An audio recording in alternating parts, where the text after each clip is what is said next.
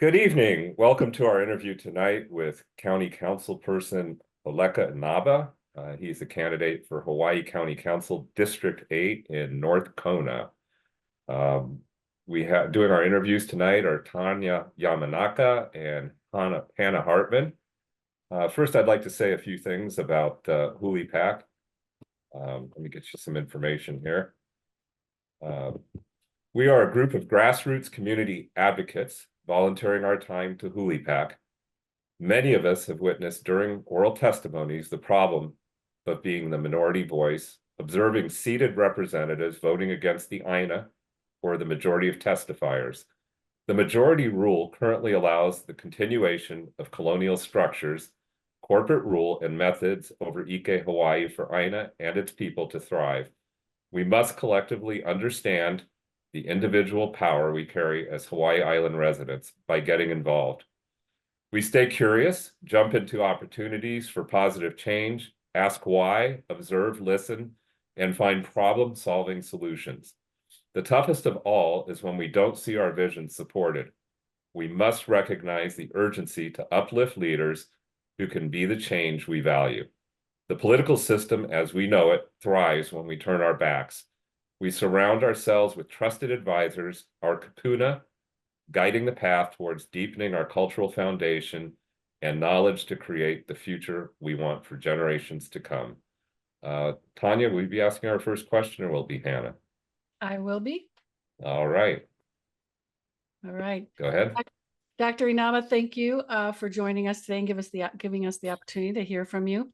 Your first question, what do you see as the most pressing topic facing your district? And what are you currently doing to address that issue?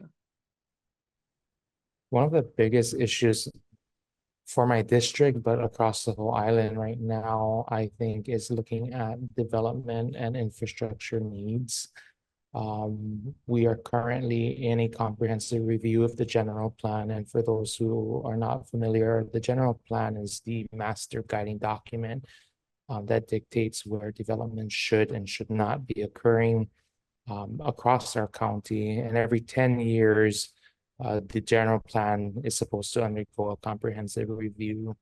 Right now, I've pointed out some issues with the process of the review and where we are. The county was supposed to have, the planning department was supposed to have a draft of the general plan to the council back in 2018.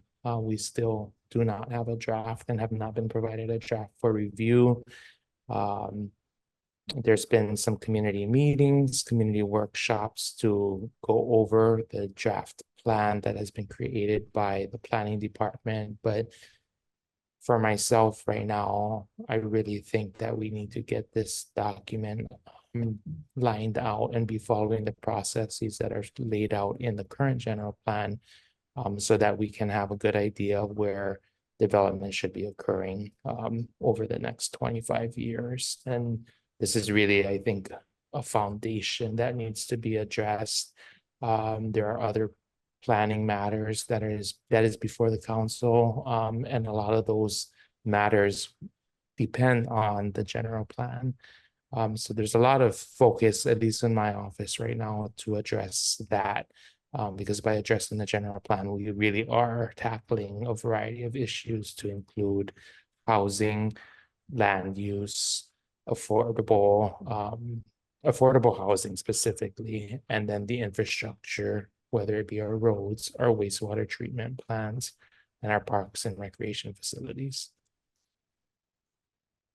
Thank you. Awesome. Yeah. Yeah, mahalo for that response. Sorry, my pup just ran out the door. Okay, another question. As a serving council member, where do you see room for improvement when it comes to collaborating with each other, with the other council members to get things done?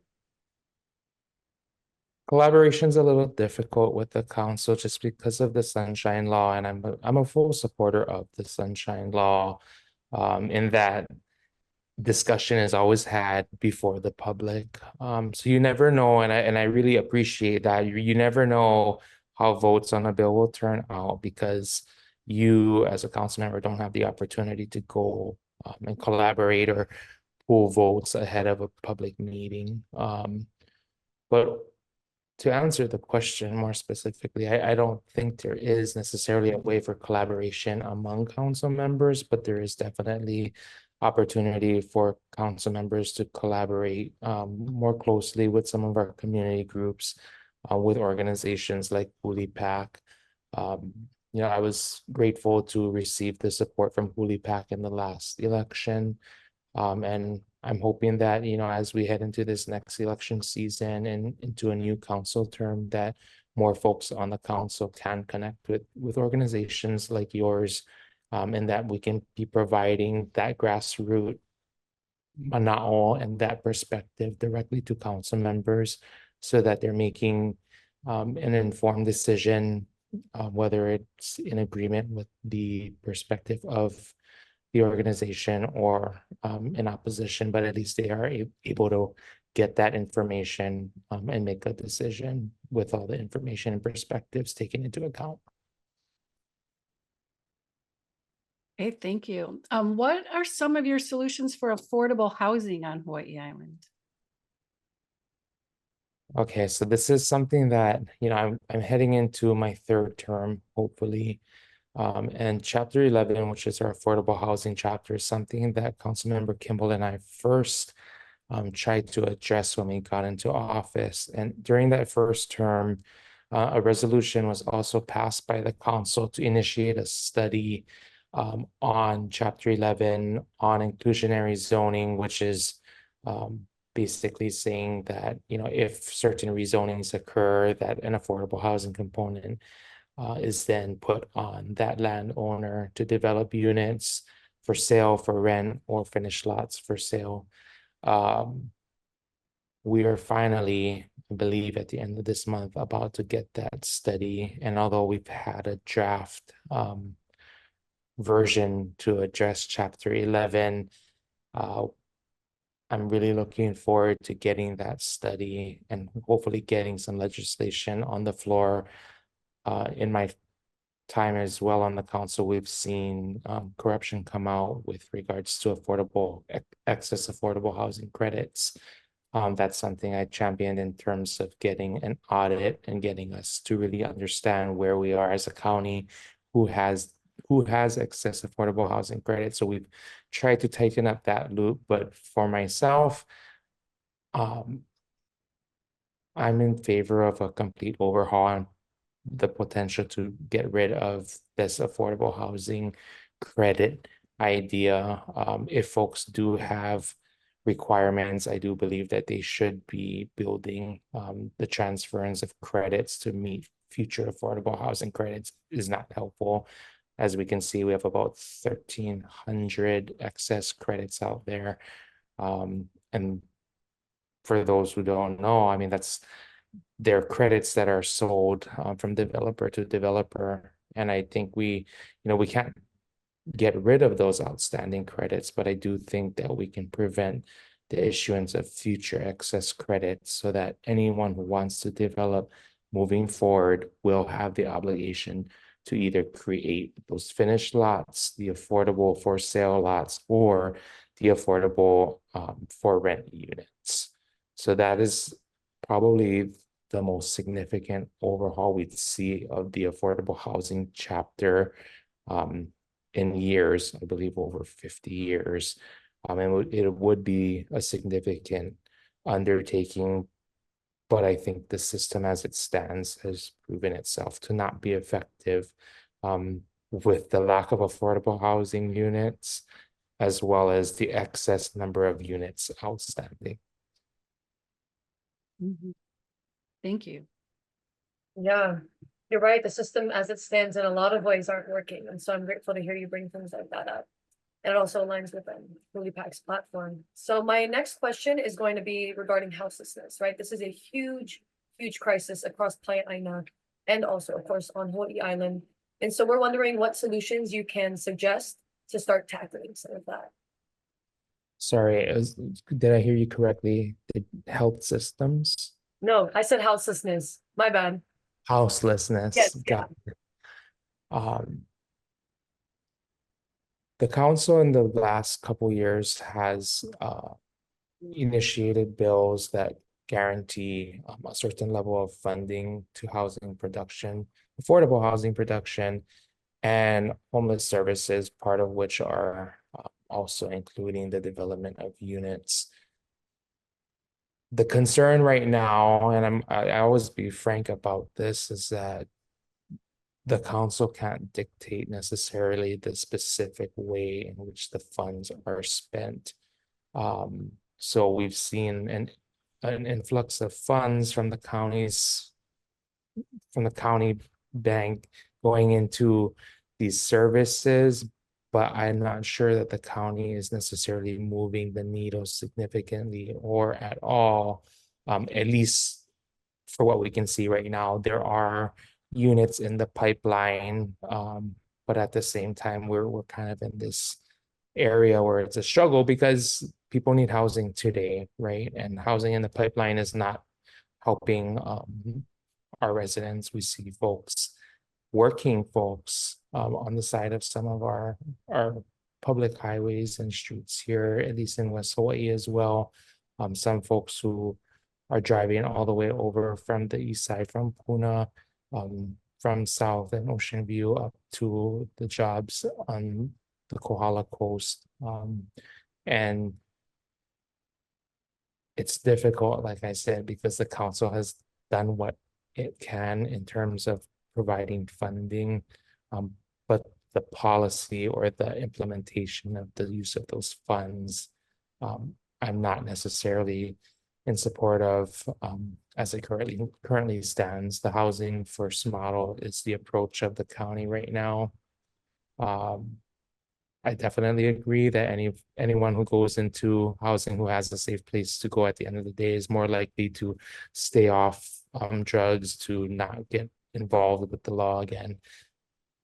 But we need some type of immediate units. So that's where I would like to see the county investing more in the temporary units, safe places, safe parking spaces for people to provide some kind of consistency. And I'm hoping that the county will be able to kind of head more so in that direction in light of not seeing the units being developed and available today.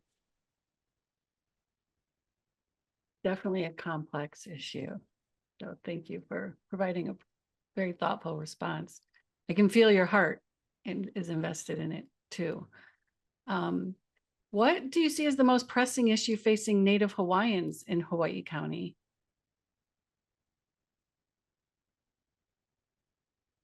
The most pressing issue, I mean, and it's not just, I want to say I shared the same thing last time, and it's not specific to Native Hawaiians, but Native Hawaiians perhaps being one of the most represented minorities in this section when it comes to housing. And I do think the Department of Hawaiian Homelands for their kuleana and the commissions, the Hawaiian Homes Commission Act, at this point, you know, there's always been focus on development of units for living, but I really, you know, it's my opinion that Hawaiians need to just be put on the land. When we're having 3 generations in one house, and the rents being outrageous, I really think that we need to just get Hawaiians on the land. The department shouldn't be focused on development of units at this point, if that's the prevention from getting folks on the land. Give the leases and let people either build their tiny homes. If folks want to build a mansion, they have land now. If they want to live in a tent on their land, you know, like anyone else, you do what you want with your land as long as it's a permitted use. So that's, you know, something that I kind of feel strongly about when it comes to Native Hawaiians being displaced with the opportunity and all of the land resources that the HHL has. I really think that folks should be put on the land, and that would really provide, you know, a foundation for success in other areas, whether it be employment, education, health, and other social indicators. So is there, just a follow-up question, is there something like, is there a role that the county can play in facilitating getting more Hawaiians on their land, and like, especially in regards to like permitting and things, like you're saying, living in tents if they need to, because it is their land. So is there a role that Well, the county can play in moving this solution forward? in the issue I'm sharing, it's that they're not even they haven't even been awarded Land. their land. So it's, the county, I feel, has made some progress in the last few years on getting permits, having it be more accessible. The turnaround has definitely improved since the inception of the EPIC program. It was a rough start, but we're seeing things getting turned around quicker now. I wouldn't necessarily have any specific policy changes or legislative changes to the building code as it currently stands. However, I would be open to discussing that, whether it be with you folks or even with some of our partners on the development front. Obviously, we want to make things as efficient and easy as possible, with the correct guardrails there to make sure that the development that's happening is responsible and in the best interests of our residents and benefiting our residents over anyone who might be coming here to take advantage of any opportunities or loopholes in the code. Thank you. Yes, that's a good segue into this land use and development question, actually. So which sites in your district or community would you like to see protected under the 2% land fund charter amendment enacted in November of 2020?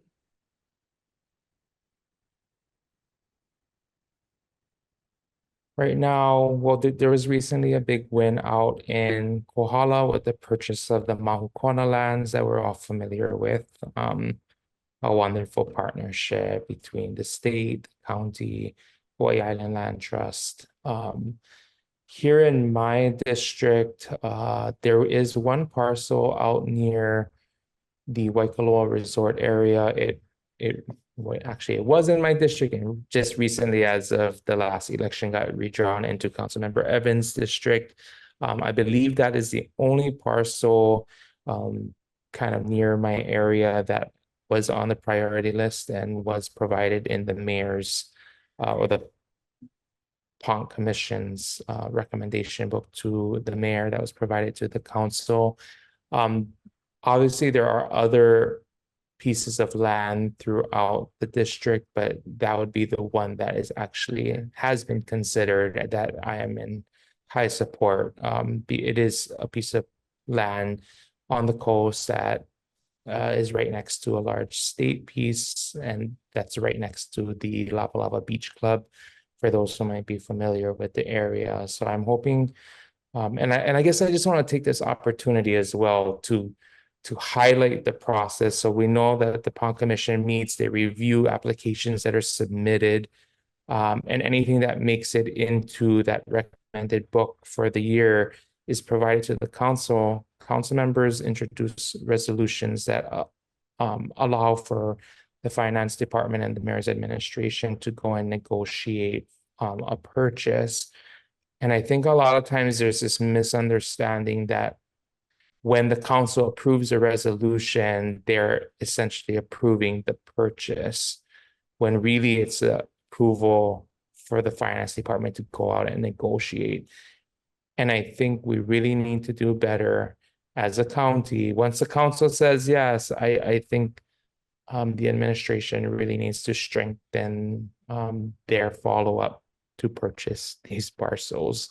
The people have done their work, the PONC Commission has done their work, the council has given their approval, and then we see land not purchased. And I don't actually have the current value or dollar amount in the PONC fund, but I know that it's not something that there's a minimum that the maintenance fund is separate. Every year we're seeing money go into this PONC fund, and I really believe we need to spend it down, especially in light of how much we are seeing the budget increase every year. So that 2% value is definitely increasing. So I'm hoping we can spend it down. Awesome, thank you. I'm going to go back to something that you mentioned right off the bat, which is the general plan. Many folks are struggling to access the current draft of the County General Plan 2045 because of a need for either special software or some technology skills. It's also difficult to compare the currently proposed plan to the previous one because the formatting throughout the entire document completely changed. So maybe just a quick comment about how the process is going again, just for clarity for everyone who's listening and who's going to watch this video later on. But also, I'm curious, do you feel overall that recommendations from the community development plans were thoroughly incorporated into this draft general plan? Just on an overall basis. You don't have to get specific. Well, I guess I would just start by saying the process of the comprehensive review, like I shared, is every 10, the rules for amending the general plan live in the current general plan, which was approved in 2005. Interim amendments to the general plan can be introduced by the planning director or by the council anytime in between. And the last time that the general plan was amended was back in 2014 by Zendo Kern, who was the current planning director when he was serving as the chair of the planning committee on the council. He was a council member for Puna at the time. And in that 2014 amendment, we saw the requirement that within 10 years of the previous adoption, a comprehensive review needs to be initiated. But within 3 years of that point, the council is to receive the draft for approval. Right now, like I said, we haven't seen that. And like you're saying, there is no easy way to track what's been added, what's been deleted, what's been moved. And that is something I've expressed to not just the planning department, but also to our corporation council, saying that it's in the public's best interest. And I'm going to say I'm very passionate about this issue because of the importance of this document. The public does deserve a roadmap. And the planning department has not followed the rules for amending via the comprehensive review.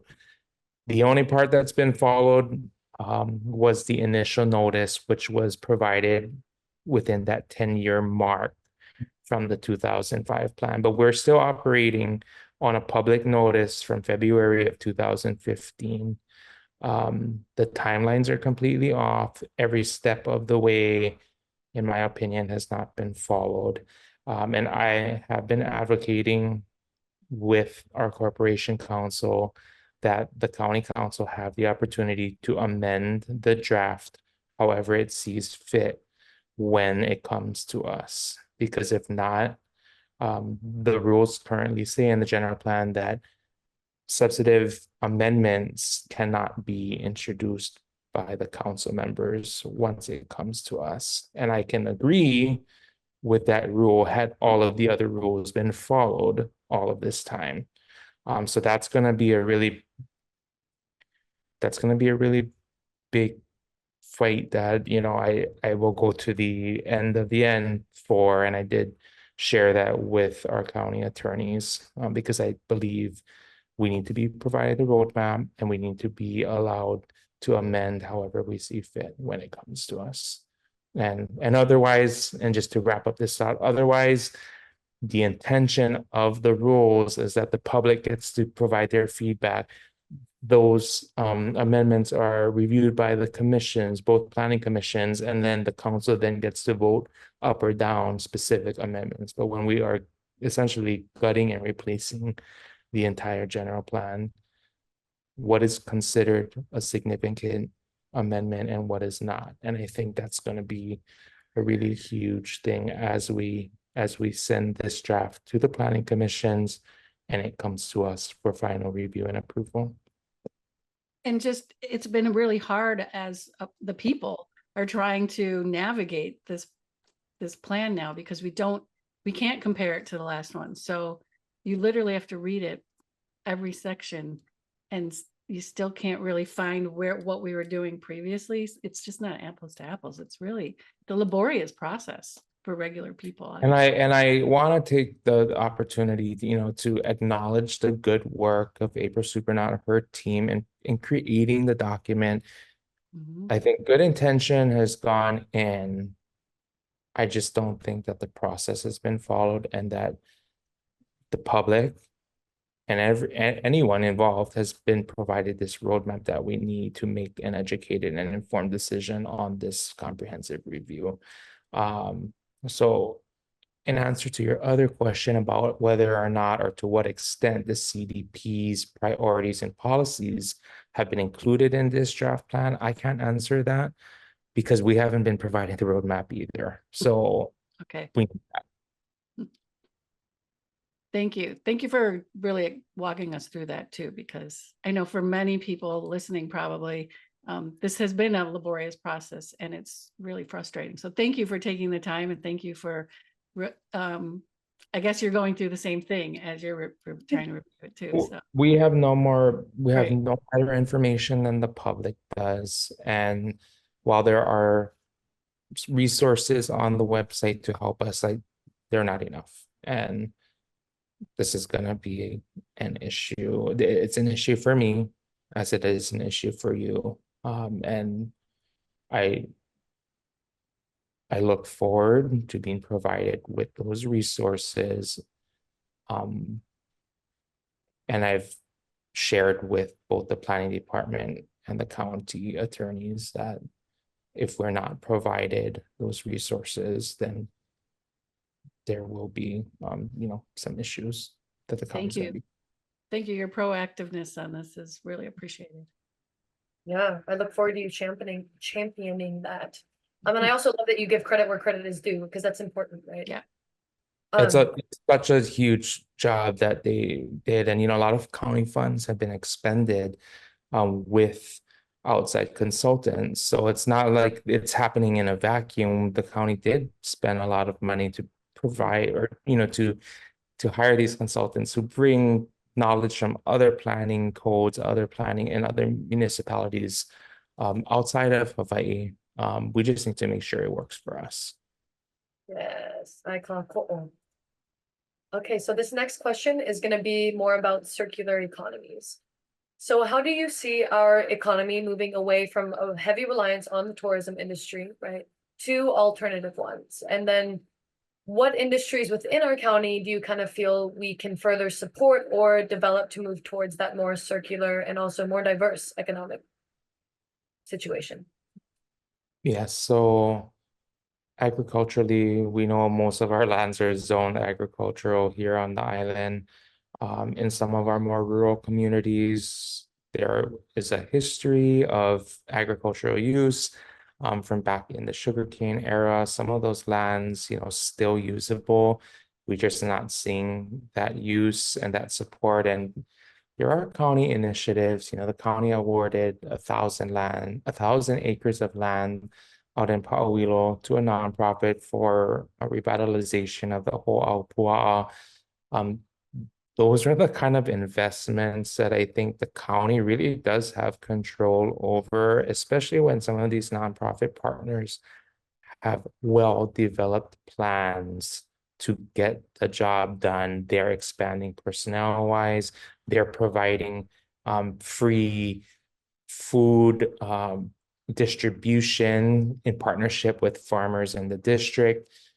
So agriculturally, super important. At the same time, we are seeing across the state, but here in the county as well, the issue of early childhood education. That's been, an issue that the county has been talking about in the last couple of weeks.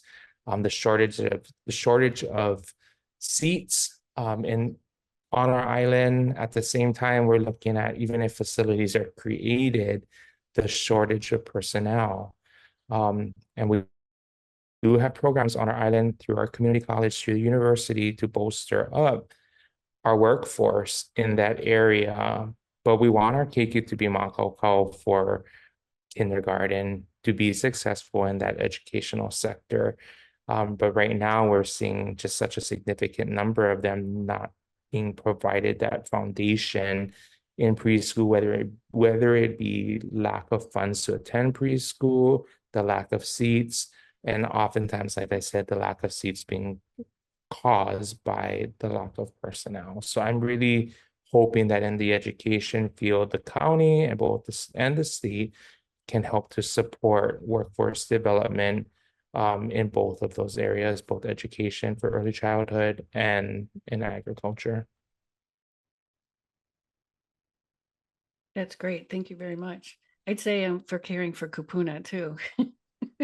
For caregivers too. And definitely a That's a need for third. that. You know, I was just scrolling through Facebook earlier, and there was a PBS Hawaii special from, I want to say, back in the 90s, where the Kaumakani school, kupuna, and the elderly program were in the schools teaching the keiki how to make net, you know, and it's literally that ike kupuna, that connection, providing kupuna, those opportunities to share, still be a part, still be relevant, and having the keiki learn from, you know, the treasures of our community. So I'm like, oh, you know, we really need that opportunity. We need the workforce. We need to be providing jobs for folks, but we definitely want to make sure that kupuna still have a place, and they do.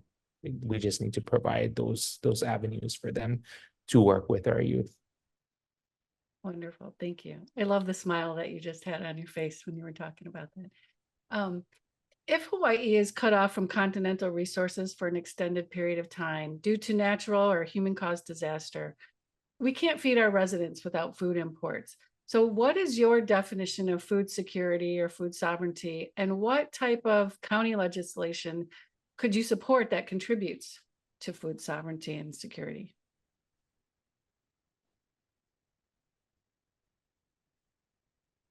I guess I don't have a specific, you know, like value or amount of time, but ultimately that among community, we have enough going on that we can share, we can barter, we can continue, we can ultimately survive. That's, I guess, the most basic of food sovereignty, that there's this level of being able to survive. There are, you know, initiatives that have introduced at the county for reduced tax rates for agriculturally productive land. Previously, for real property tax, you had to choose. You're going to be, if you're agriculturally zoned, you can get non-dedicated ag exemption and you have to pay the ag rate, or you can choose, if that's your primary residence, the homeowner class. Why we made people choose, you know, I had a hard time understanding, because I'm like, if that's your one property that you own, you live on, and you're doing the extra work to make it agriculturally productive, you should be able to get your non-dedicated ag exemption while also having the 3% assessment cap that's provided via the homeowner class and the homeowner class rate, which is the lowest property tax rate. So that's something that we were able to pass just a few months ago. At the same time, I'm hoping that we can also provide even more incentive to folks via reduced property tax rates. And that's something I'm going to be introducing this year. I tried it 2 years ago. We weren't able to reduce the rates, but we're seeing significant increases in the assessed values across the county. So if rates stay the same and assessed values go up, the amount people are paying is going up, and there is need, right, for infrastructure and maintenance and all of that at the county. But at the same time, we want to make sure that our folks, some of them who own just one piece of land, are being supported on that agricultural front for food sovereignty. So kind of a lot going on there. Took us on a little tour of that issue, but just kind of goes to show, you know, there's legislation, but there's also that connection to the everyday, the real property tax, and how we need to operate as a county, but also be mindful of the effects it has if we don't try and make those adjustments now. Well, it was my observation that during COVID, food was actually more plentiful for local people than it was prior, and I can only assume that a lot of the local food is being drained off for the tourist industry, because after COVID, we went back to the way we were before. So I think there has to be incentives for people to grow for the local population. There has to be more community-based programs and food hubs. Has there been any consideration to programs like that to support the local community with food?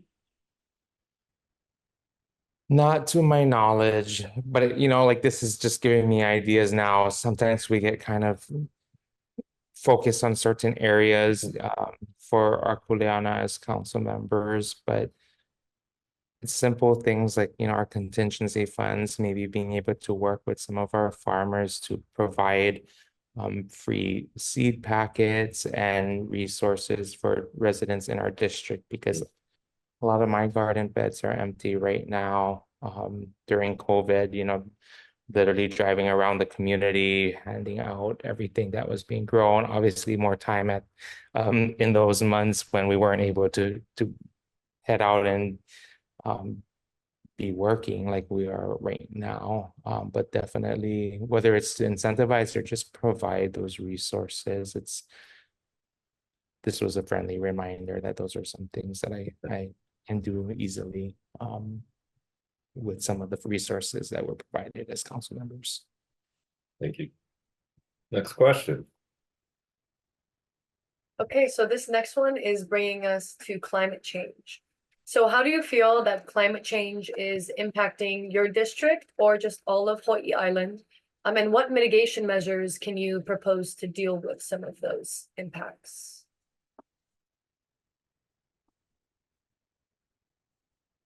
Specifically in my district,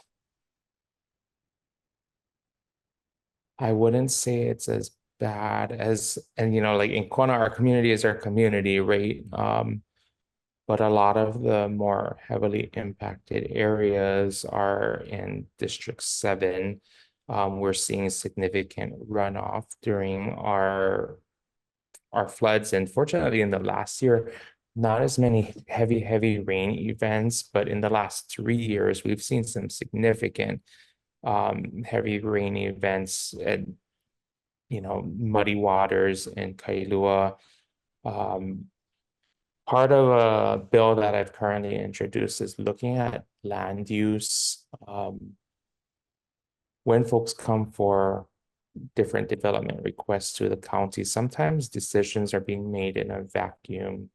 If folks are wanting a change of zone, the council and the planning commissions are tasked with approving or rejecting an application, but we're not necessarily provided with all of the information to make the best decision. So that's something that we're going to be taking up in the next few months. When we're provided an application, we should know not just the zoning of properties around the applicant property, but we should know the potential for development, for permitted development on those properties. Because if, for example, my next door neighbor has one house, but they have the right to build 10 houses on this road, before we grant me the right to build 10 houses on my property, we need to know that, because what's there versus what's potentially there tomorrow has this cumulative impact. So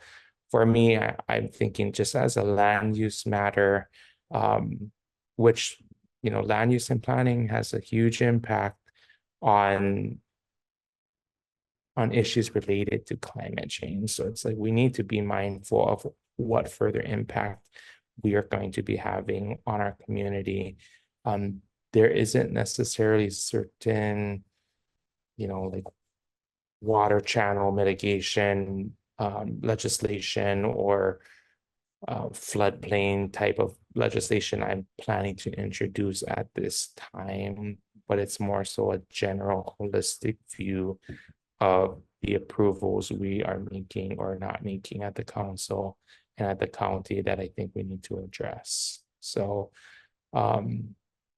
besides that, we've seen other things like the wildfires on Maui.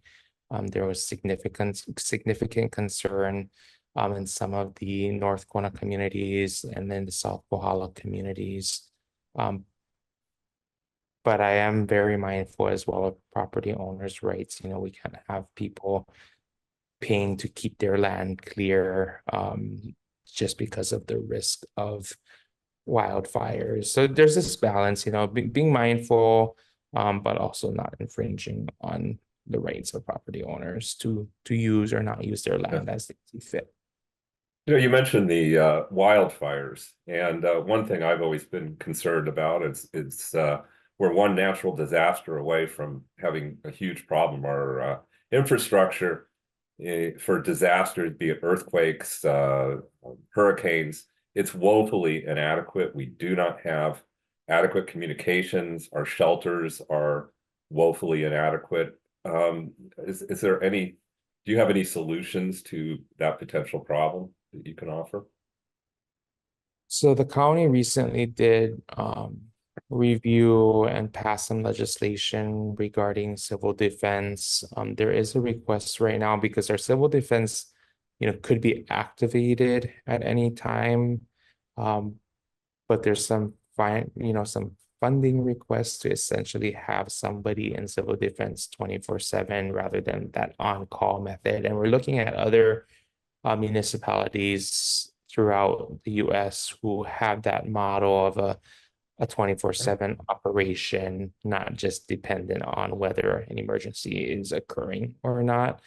We've also, I think there's been some discussions at the council. I voiced my displeasure at the lack of communication during some of the more significant events.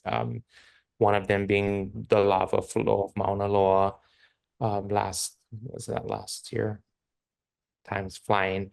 But just, I was very frustrated in the way that information was or was not being sent out to communities. So fortunately, Civil Defense just last week asked council members and other organizations access to our social media so that when they send out these Everbridge alerts, anyone who follows our individual pages is also seeing the most up-to-date information and updates from Civil Defense. And knowledge is power. That we saw that as part of the wildfire.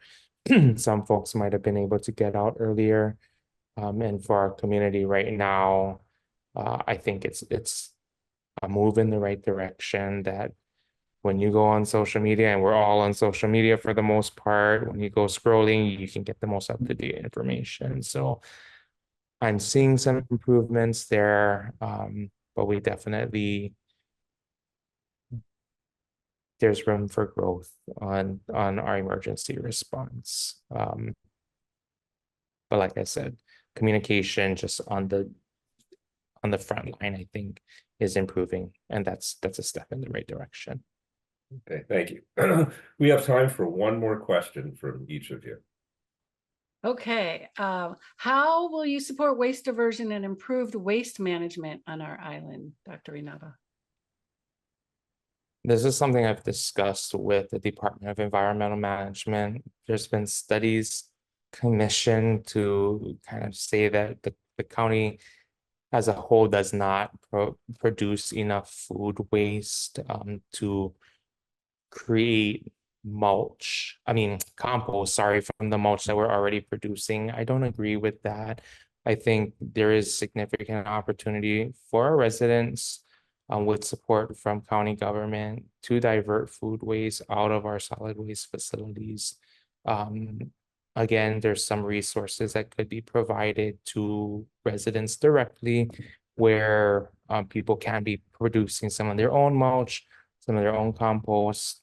People just are not aware, and I think there's not really a lot of education showing how much trash is produced on this island. People don't see the landfill and just how much trash there is. So for me, I would like to see a lot of solid I would like to see the solid waste division and DEM working to provide those receptacles that allow us to move some of and which is a lot of that waste out of just the landfill operation. Funding's always an issue across all of our departments, and a lot of the funds right now, though, in Department of Environmental Management are being diverted and spent on our wastewater treatment plants. Those are in disrepair, not just in Hilo, not just in Kona, but even in our more rural communities. So policy-wise, sometimes, and this is just me being frank, your hands are tied and that you don't want to dictate policy that would send the department in a certain way when we're struggling to address some of the dire needs of existing infrastructure. So while I would like to see that solid waste, the food waste diverted out, it's not necessarily something that I would legislate that would cause significant financial burden on the county right now, in light of knowing some of the significant need. So those are ideas I have, ideas versus things that you would actually act on via legislation sometimes are different, but definitely in support of measures to divert, and happy to hear some of those and have those discussions. I just want to be honest and upfront with what are ideas and what are priorities for policy. A quick follow-up, and then we'll go to Hannah for the last question. What are your thoughts on waste to energy? Not in support of incineration. Yes. Okay. Thank you. Thank you. Hannah? Love that direct response. And I love that you brought up wastewater, because that was the second to last question that we're not going to get to. Mahalo for touching on that. What we're going to end with is, which marginalized communities do you consider yourself an advocate for? And what policies do you plan on enacting or have supported in the past that really help support those communities? I can't name specific communities. It's the everyday folks. To me, the everyday Ohana that lives in this district on our island, who's born and raised here, who have a hard time making a living. Those not even born here, who are just the everyday folks. Those are the people that I advocate for. I'm sure you folks are familiar. I've mentioned it on occasion. I still work in both the public school system and the private preschool system here on our island. And that's an opportunity for me to be able to just work with my community and serve community in a different capacity. And it reminds you as a council member, as an elected official, of why you're doing what you're doing.